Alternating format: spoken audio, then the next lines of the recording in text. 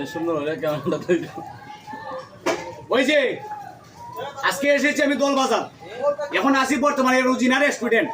আমার সাথে আছেন সাইফুল হক ভাই, দোলগ্রামের কৃতি সন্তান। ওই দেখো দোলবাজার রুজিনা রেস্টুরেন্টের উন্নত মিষ্টি যেটা বাংলাদেশও এক নামে প্রচার হয়েছে। ভাই আমরা রেখা ভাইরা আমার সাথে আছে আমার ছোট ছেলে, আমার চাচা ঘরের ভাই।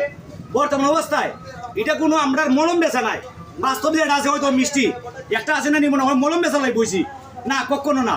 আমি শুনাই ভাগলা মানে আতঙ্ক।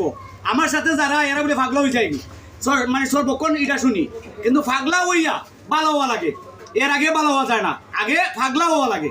যাই হোক, আমার কথা হচ্ছে গিয়া আজকে আমি দোলবাজারে এসেছি, এটা প্রমাণ দেখিয়ে গেলাম যে আমি দোলবাজারে এসেছি রুজিনা রেস্টুরেন্ট মানে উন্নত মানের যে মিষ্টির ফুটেলটা বুঝছি না, ওই ফুটেলটা দেখানোর জন্য শুধুমাত্র আজকে আইসি। আপনারা সবাই দেখবা আর ভিডিওটা বেশি বেশি শেয়ার দিবা, যাতে মনে হলো অন্য ডিস্ট্রিক্টের মানুষ এই দোলবাজার আইয়া মিষ্টি নিতে পারে। ধন্যবাদ।